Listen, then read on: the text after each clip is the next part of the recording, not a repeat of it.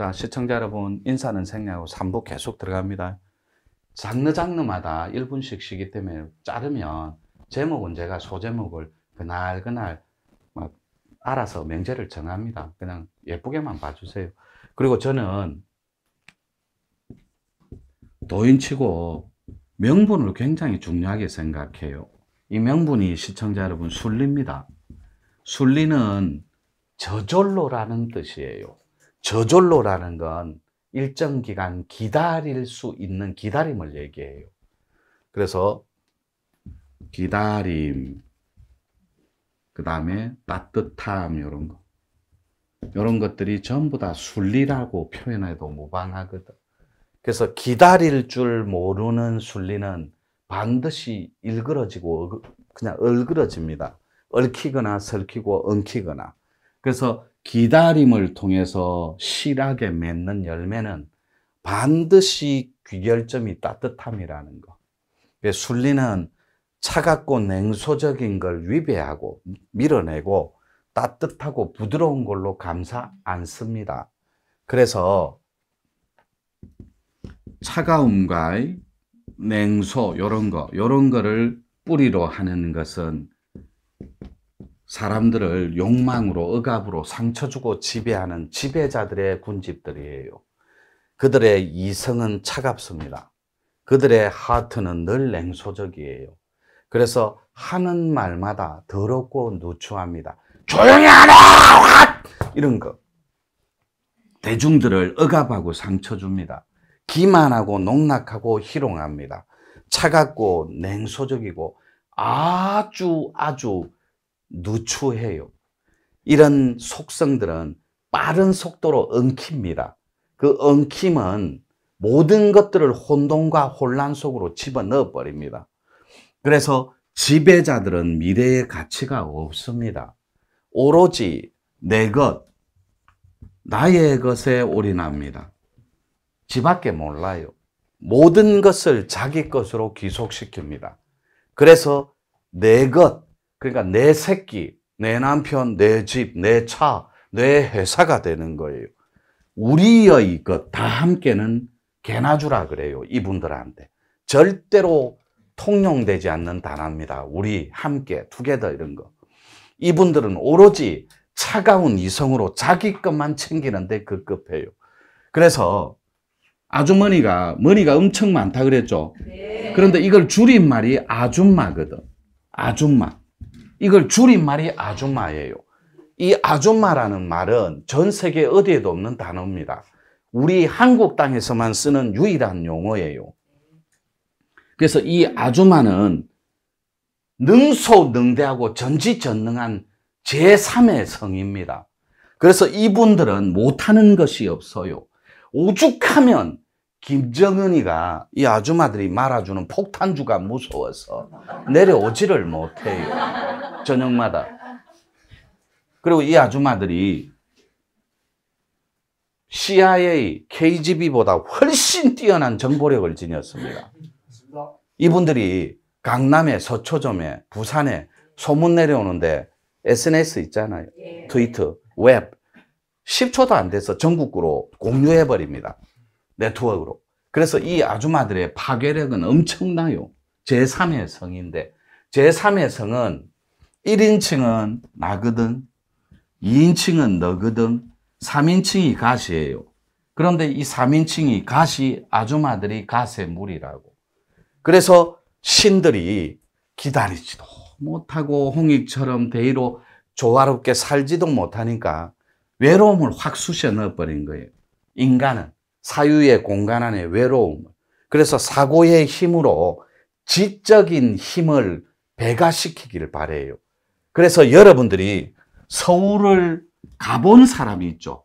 그분은 해에 닿습니다. 지해에. 근데 서울을 말로 듣고 간 척하고 아는 척하는 아들은 식에 닿습니다. 그래서 지식은 제한적이고 한계가 있다고. 경험하고 체험하고 부서지고 다치고 엉키고 설키고 거기서 찢고 복구하는 것만큼 빠른 지혜에 역량이 없다고. 그래서 젊은 인재들은 실패를 많이 해봐야 돼요. 부서지고 깨지고. 실패 반대말이 뭐예요? 성공. 모든 이들은 다 성공만 바래요. 근데 성공하는 자는 반드시 넘어지는 법부터 먼저 배웁니다. 그리고 쓰러지는 건강한 법도 함께 배웁니다. 그래서 내 것에, 나의 것에 반대되는 개념이 우리의 것입니다. 근데 우리의 하려하는 분들은 다 지도자 반열들이에요. 근데 이 지도자를, 엘리트를 지도자라고 할 수는 없습니다. 엘리트는 지적인 영역이 다른 분들, 알매 영역이 다른 분들보다는 크다란 뜻이에요. 그래서 이 엘리트 젠트한 이분들이 글로벌한 사고의 감각을 지니는 것, 이것이 세계관입니다.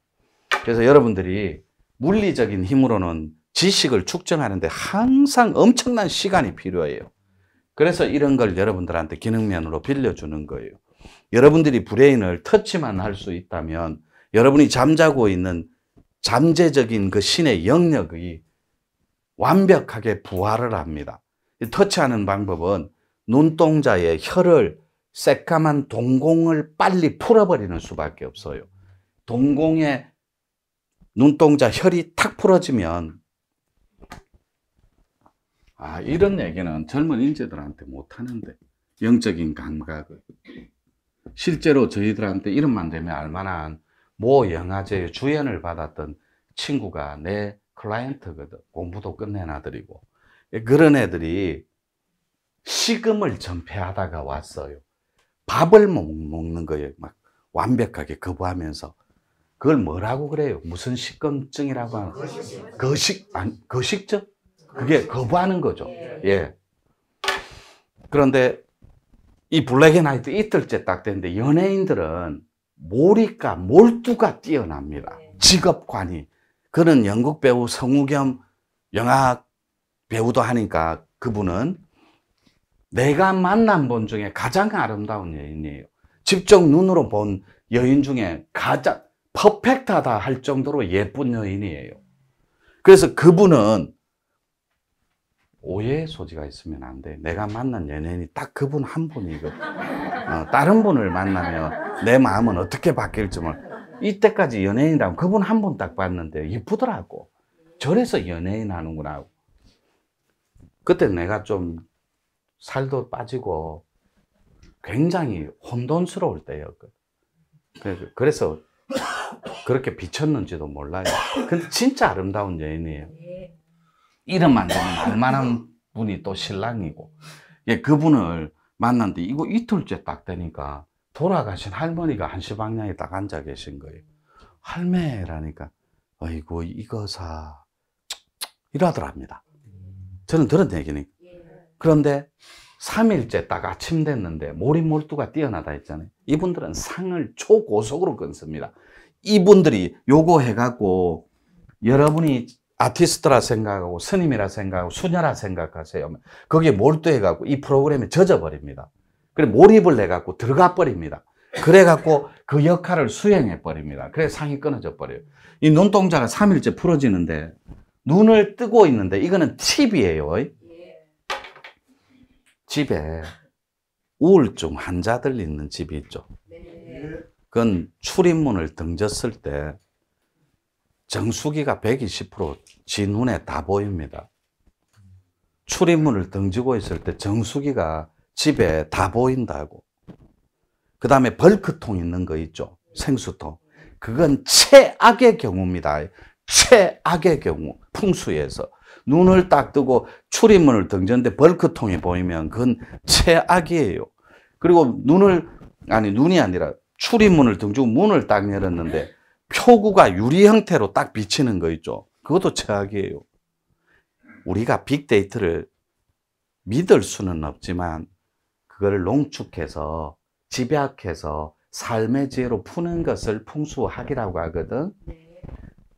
들어갔을 때, 등졌을 때 가장 아름다운 조합이 있습니다. 집에는 돈이 안 떨어지는 풍수, 그런 학문이 있다고. 집에 그게 뭐냐면 물입니다. 물 숫자.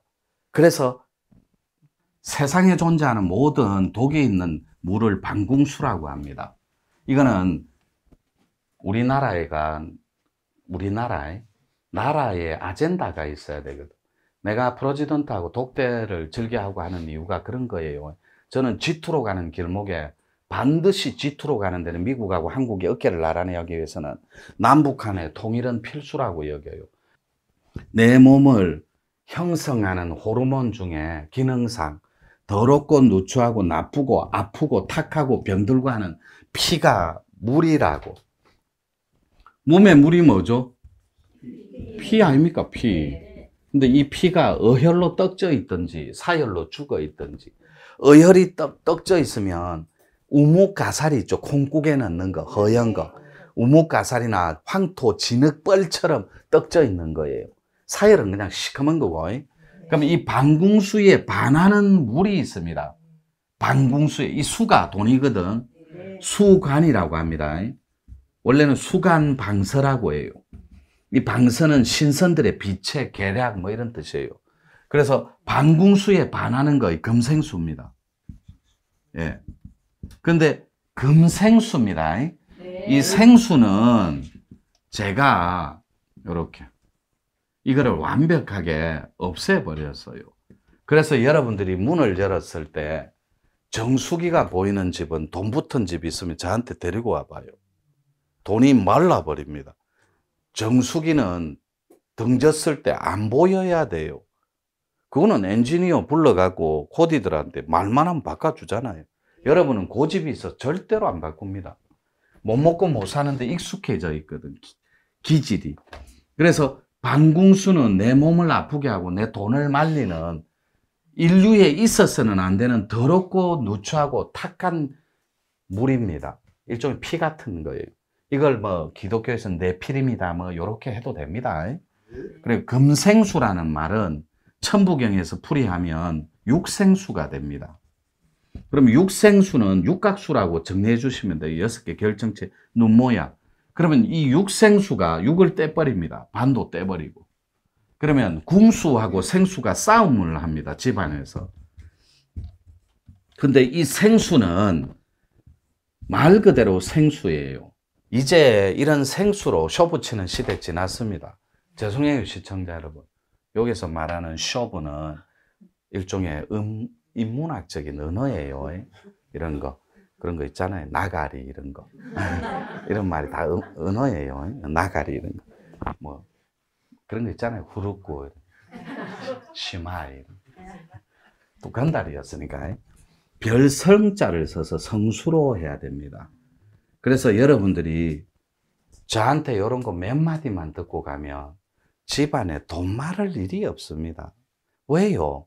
이 물의 숫자를 따라 돈이 움직이거든, 흐름을.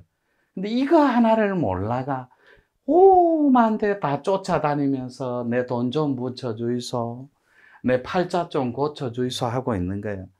돈은 물자리 따라 움직여요. 그러면 이렇게 얘기합니다.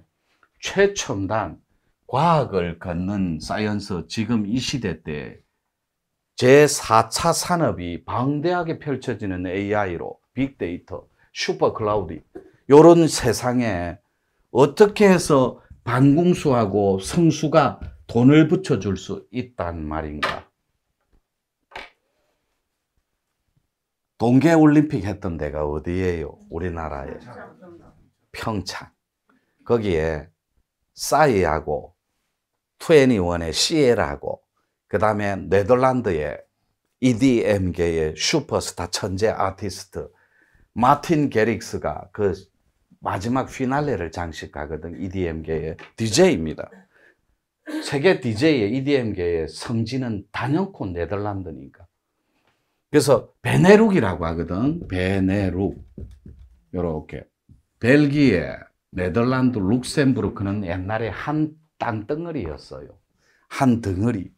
그래서 여러분들이 좋아하는 게 아메리카, 아이스 아메리카노. 맞죠? 내가 요새 시청자 여러분 커피 마신다. 내가 태어나서 커피 처음 마셔봤거든.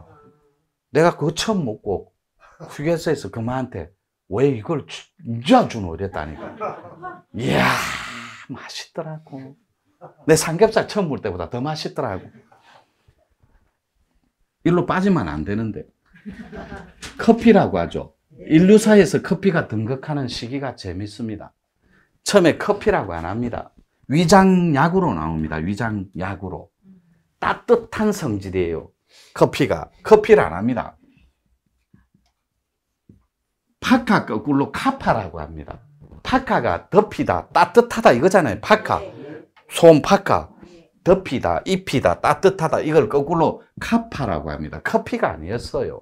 이것은 서유럽에서 바라본 동인도 사관이었어요. 동인도 사관에서 바라본 아랍의 중동이잖아. 그래서 서양 사상사하고 동양 사상사는 있지만 중량 사상사는 우리 인류사에 빠져 있습니다. 그래서 중동 사관에서 바라본 개념이 카파였어요. 위장약으로 나온 그것이 실크로드를 따라 베네치아, 이태리 이런 데로 16세기 후춧가루가 넘어가면서부터 함께 넘어가는 거예요. 그리고 100년이 지나서 크리스토퍼 콜럼버스가 우리나라에 우리 전 세계에 보답으로 뭘 주냐면 인류에 선물해 주신 위대한 당뇨병, 사탕수수를 들고 인류사에 뿌려버립니다. 이런 말 별로 안 좋아하네. 돈 이야기 계속 할게요. 돈 이야기 좋아하니까. 예. 야, 이 세계사 얘기 재밌는데. 왜냐하면 베네치아가 서양 말로 베네치아가 베니스입니다. 베니스에 상인 나오잖아요. 서양의 발음법으로 베네치아가 베니스라고. 거기서 베니스는 방코라고 합니다. 이게 이태리로 전당포라는 말이에요. 전당포에서 쓰는 책상, 방코. 그 다음에 오병가미가 은이 제일 많았어요. 지구촌에 제일 부자. 요 양자가 누구냐면 포부지 만든 분이잖아요. 포부스. 이 양자가 이 친구의 철도 나가고 이 오병가미가 세계에서 가장 은이 많습니다. 이미 18세기 사람이 죽었어요. 청나라 때. 근데 이분이 은이 제일 많은데 로스차일드가에서도 이분한테 융통을 해서 쓸 정도니까. 그래서 은을 보관하는 창고, 은행입니다. 동양 사상사에서는, 서양 사상사에서는 고리 대금업자들이 채무 관계를 끊어주던 책상에 많고, 그래서 뱅크 은행이 된 거예요. 똑같은 말이에요. 이런 것조차도 모른다면 여러분 돈 벌 자격도 없어요. 그래서 이 친구들이 16세기 때 후춧가루 갖고 가갖고 동양의 300년 근간을 흔들어버리는 경제의 흐름이 있어요. 400년 동안 그들이 지속하거든. 경제 대권을 안 놔줍니다. 흐름을. 그것이 물의 전쟁이에요. 베네치아. 수상 도시잖아요. 그래서 지금 우크라이나에 전쟁하는데 무슨 강이죠? 드네프레 강하고 그래 에스페론가 무슨 이런데 그게 지금 비옥한 초승달 이라크의 그게 유프라테스 강하고 티브리스 강 두 개를 다시 잇는 젖줄 싸움이에요. 그거를 오빠가 김제의 금산사에 자주색 땅이 있거든. 그게 김제평야입니다. 거기는 초르네젬이라고 체르노빌 알죠? 죽음의 도시. 체르노빌 옆에가 체르노젬이거든. 거기가 비옥한 옥토입니다. 흑토라고 흑토. 비행기에서 항공으로 보면 흑색깔. 새까만 그게 지금 고동 색깔로 바뀌고 있거든. 곡물을 전기를 다 빨아먹 버리니까. 그래서 여러분들이 아르헨티나 판파스 지역 이런데 만주벌판까지 네 군데가 세계에는 비옥한 땅으로 앞으로 지구계에 쓰일 땅이에요. 넓게 보시라니까. 거기에 여러분들이 모르는 그 비옥한 땅, 그 자줏빛, 그것이 김제평야에서 펼쳐지고 있다는 요거를 낙동강가로 제가 끌고 오는 작업을 합니다. 별자리를 통해서.